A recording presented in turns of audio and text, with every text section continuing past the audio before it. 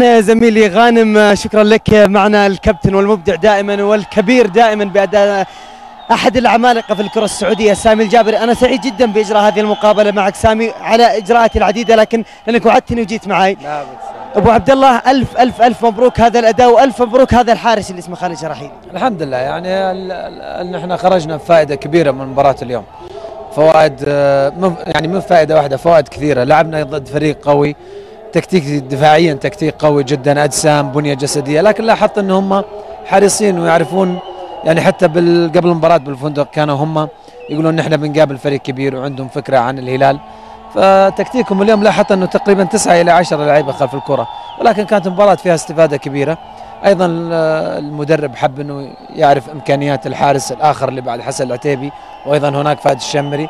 فاعتقد اليوم لنا مكاسب كثيره، وسنلعب النهائي مع شقيقنا نادي الشباب، واعتقد انه راح يكون نهائي ممتع لافضل اثنين تقريبا، افضل فريقين في المملكه العربيه السعوديه، يستمتعون فيها جمهور منطقه عسير اللي يستاهل ايضا كل الخير. على كذا يعني جاهز نقول الفريق الاساسي والاحتياط.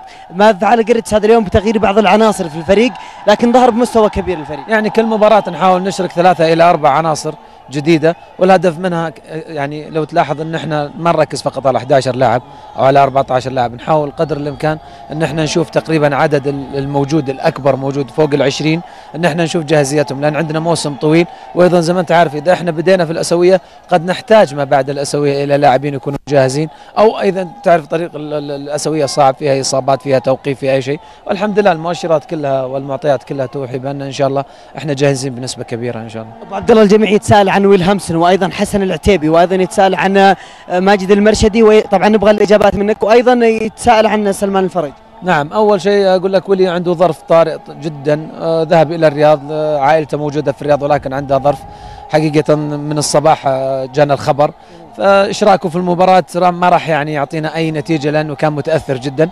فقررنا مع الجهاز الفني ان احنا نطلع على اول طياره، وذهب الى الرياض. سلمان حقيقه يعني انا اعتقد ان سلمان يعني لاعب له مستقبل باهر، لكن الخطا وارد في كل شيء. لكن نتمنى يعني ما عملنا هذا العقاب الا حتى يفهم سلمان انه واحد من النجوم اللي نعول عليهم بالشيء الكبير والكثير. لكن الاخطاء استمرت، ليس عندنا كبير في الفريق، ليس عندنا صغير وكبير. النظام النظام النظام لكل لاعب مهما كان، محترف اجنبي او محترف محلي. فاتمنى من الجميع ان شاء الله. يعني ارجعنا ايضا للرياض وتم الخصم عليه لانه لم يتبع البرنامج، والمره الثالثه يخطي، لكن صدقني قسونا عليه لان نعرف ان عنده الكثير. وسلمان ايضا اعترف بخطأه، كانت اخطاء بسيطه، النوم او اي اعذار اخرى، لكن هذه الامور كلها ستكبر معه. حاولنا ان شاء الله من هذه ان احنا نرسل له مسج او رساله نقول فيها مفادها انك يا سلمان او اي لاعب ثاني يجب انك تكون حريص على الوقت والنظام. اي فريق بدون نظام ما يعتبر فريق. ماجد المرشدي يعاني من التهاب في الوتر، مباريات ليست بهذه الأهمية حتى ناخذ المخاطرة 100%. حسن العتيبي المدرب يحب أنه يشوف أكثر من لاعب، أكثر من حارس يكون جاهز. لو لا سمح الله في المستقبل إن شاء الله ما يحصل، لكن لو لا سمح الله حصلت إصابة لأنه يكون جاهزية الحارس الثاني. وأثبت شراحيل خالد اليوم أنه قد المسؤولية، وأنه قدم مباراة مع زملاء، مباراة كان حسن موجود، وهذا ما نهدف إليه في كل مركز. أتوقع أبو عبد الله أن خالد شراحيلي ستتغير في مسار أشياء كثيرة وجوده في المباراة هذا المستوى؟ اتمنى، لانه خالد شراحيلي كان الموسم الماضي قدم موسم ممتاز مع الاولمبي.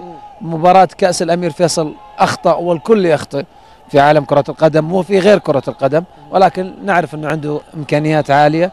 اليوم اظهرها، ولا زال احنا نقول يا خالد انت واحد اعتقد الجماهير تعرف من الامكانيات اللي عندك، واليوم اثبتها. يجب ان تواصل، يجب ان تواصل ترفع مستوى رتمك حتى انك يكون عندك تاخذ الثقة اكبر، وهذه اكبر فرصة انك تاخذ الثقة فيها اكبر. بعد معسكر النمسا نقول النتائج الى الان حلوة. احنا ما نبحث عن نتائج في الدورة، نبحث عن ثبات في المستوى، عن قوة، عن جاهزية، عن اشياء كثيرة. في هالمنطقة بالذات اعتقد ان حققنا يعني ما نصبو اليه بشكل كبير حقيقة. أول شيء المباريات قوية، الدورة قوية، المباريات اللي لعبناها. الارتفاع عن سطح البحر لما ترجع للرياض حيكون عندك زيادة 30-40%، وانت تعرف ان هذا يعني مفيد بالنسبة للاعب. موسم حيكون طويل. البداية إذا ما كانت قوية ب70 إلى 80%، لأن احنا في 15 سبتمبر راح نكون يعني موعد أول مباراة في استاد الملك فهد مع الغرافة. فهذا هدفنا نحن نجهز الجميع. الاربع مباريات الاولى في الدوري ايضا راح تكون قويه، حيكون الرتم يختلف كثيرا عن المباريات هذه. المباريات هذه اعتقد انها راح تهيئنا الى بدايه الدوري ان شاء الله. جمهور ابها يبغى البطوله، خلاص وصل للنهائي. والله البطوله اهم شيء انها تكون سعوديه، يعني اشقائنا في نادي الشباب زي ما احنا نسعى هم يسعون، نتمنى لهم التوفيق.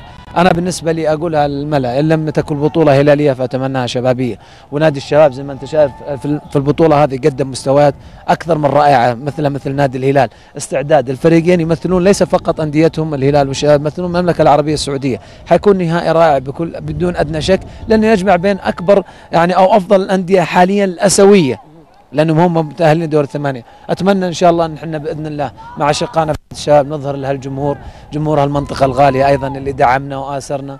وحقيقه يعني اعتقد ان اليوم رساله كبيره بالنسبه لبطوله النخبه، تقول انه مفاده ان الهلال ان شاء الله اذا ما هذا بهذا الجمهور راح يكون الهلال حاضر في كل سنه ان شاء الله. عبد الله، انتم هناك مباراه وديه بين الهلال والشباب، هل ستلغي هذه المباراه الوديه بعد الوصول للنهائي؟ لا راح تكون ان شاء الله باذن الله ان احنا راح نستمر على ان احنا نقيم مباريات وديه، لانه فريق الشباب فريق قوي والهلال فريق قوي، وكلهم راح يستفيدون من المباريات. يمكن تكون في العشر الاواخر الا اذا كان في ظروف خارجه عن الاراده، اذا هي ممنوع اللعب في السعوديه في العشر الاواخر، ممكن احنا عندنا خطه ثانيه ان احنا نلعب في احدى الدول المجاوره مباريات وديه. يعطيك العافيه ابو عبد الله، ما قصرت. شكرا لكم. شكرا.